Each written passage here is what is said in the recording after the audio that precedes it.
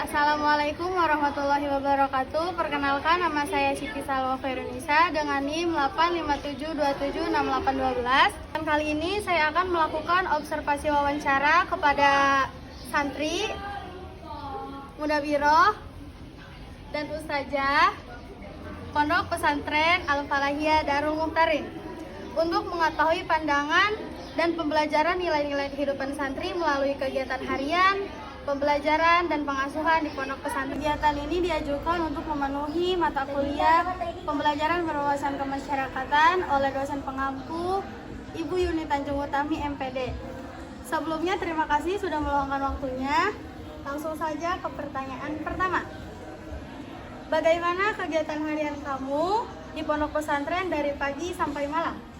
Baik, sebelumnya perkenalkan, nama saya Alika Radistin. Saya dari kelas 2 SMA. Saya di sini sebagai santri Darul Mukhtarin Putri. Di sini saya akan menjelaskan, akan memberitahu kegiatan sehari-hari yang dilakukan di Darul Mukhtarin. Dimulai dari pagi hari, santri jam 3 pagi dianjurkan untuk sholat tahajud. Setelah sholat tahajud, para mudabiroh menyuruh santri untuk membereskan kobong. Setelah membereskan kobong, para mudabiroh mengumpulkan santri kembali di masjid untuk melaksanakan sholat subuh.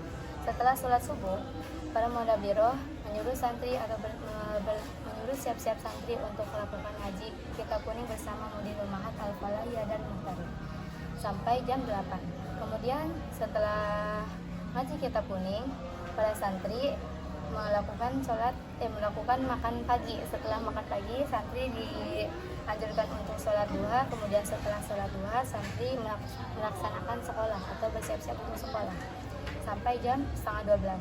Kemudian santri setelah sekolah, santri bersiap-siap untuk melakukan sholat zuhur. Kemudian setelah sholat zuhur, santri bersiap-siap untuk mengambil nasi atau makan siang. Setelah makan siang, santri bersiap untuk melakukan ngaji siang sampai jam 3 sore. Setelah ngaji sore, santri bersiap-siap kembali untuk melaksanakan sholat asar. Kemudian setelah sholat asar, santri-santri di sini akan ngaji kembali sampai jam 5. Kemudian setelah santri ngaji sore, santri-santri ada yang bersiap-siap untuk pergi ke masjid untuk melaksanakan sholat maghrib. Setelah sholat maghrib, santri-santri melakukan ngaji binazor atau ngaji bandungan Al-Quran bersama para ustazah. Kemudian setelah ngaji bandungan, para santri melakukan sholat isya. Setelah sholat isya, santri makan malam. Setelah makan malam, para santri mengaji kembali ngaji tasrifan atau yang jurusan tahfizul Quran. Kemudian setelah ngaji sampai jam 10, santri bersiap-siap untuk beristirahat di pondok. 2, 3. Selanjutnya, pertanyaan kedua. Dari semua kegiatan yang kamu ikuti, mana yang menurut kamu paling berpengaruh dalam membentuk kedisiplinan? Baik, dari semua kegiatan yang sehari-hari dilakukan di Darul Mukhtarin, di sini menurut saya yang paling kedisiplinan. Ulang. Lanjut ke pertanyaan kedua. Dari semua kegiatan yang kamu ikuti, mana yang menurut kamu paling berpengaruh dalam membentuk kedisiplinan? Baik, di sini menurut saya semua kegiatan di sini adalah membentuk kedisiplinan, karena semua jam-jam kegiatan yang ada di Pondok Darul Mukhtarin telah diatur dan ditentukan oleh para mudabiroh. Selanjutnya, bagaimana peran ustazah dan mudabiroh dalam membimbing kamu? Baik, di sini peran ustazah untuk saya adalah membimbing saya untuk mengaji, sekolah, dan para mudabiroh adalah perannya untuk mengajak saya seperti kegiatan di pondok pesantren seperti mengaji, sekolah, muhadasah, mufrodat, dan lain-lain, dan masih banyak lagi yang Bersih-bersih juga termasuk? termasuk. Kalau nazofa termasuk hal yang paling nomor satukan, karena bersih itu adalah sebagian dari iman. Oke, terima kasih. Selanjutnya, adakah kegiatan yang paling kamu sukai dan mengapa kamu suka sama kegiatan itu? Baiklah, sebelumnya nama saya Faiza Dian Al-Mahri, saya santri Darul Mukhtarin, saya kelas 2 SMP, dan saya di sini akan menjawab pertanyaan tersebut, adakah kegiatan yang kamu sukai selama saya di pondok? Sebenarnya kegiatan yang sangat saya sukai itu adalah membaca di perpustakaan, dan saya sangat suka selama di pondok. Setiap pada waktu luang, pondok saya selalu membuka perpustakaan, di mana di perpustakaan itu bukan hanya tentang buku-buku yang seru saja, tapi ada kisah-kisah nabi, agama, dan ilmu-ilmu baru. Dan mengapa saya sangat suka membaca di perpustakaan? Karena di sana banyak sekali wawasan-wawasan baru dan kosakata baru yang belum tentu bisa saya dapatkan itu di majelis taklim ataupun di sekolah. Dan menurut saya itu adalah hal yang sangat menyenangkan untuk saya lakukan selama saya di pondok. Nah, selanjutnya, apa tantangan terbesar yang kamu rasakan selama tinggal di pondok dan bagaimana cara kamu menghadapinya? Tantangan terbesar selama saya di pondok itu adalah mengejar hafalan saya sendiri. Dan cara saya menghadapinya adalah dengan cara saya membagi waktu dengan sebaik-baiknya, dan prinsip saya selama di pondok adalah walaupun sedikit, setidaknya setiap hari saya harus menambah hafalan saya. Oke, terima kasih. Selanjutnya, apa harapan kamu setelah selesai mondok dari segi akhlak dan karakter pribadi kamu? Dari harapan saya sendiri, setelah saya selesai mondok, saya berharap saya bisa mengajarkan dan memberitahu kepada orang-orang terdekat saya, teman-teman saya, ataupun keluarga saya sendiri, apakah itu akhlak yang baik, bagaimana cara berperilaku dengan akhlak yang baik itu.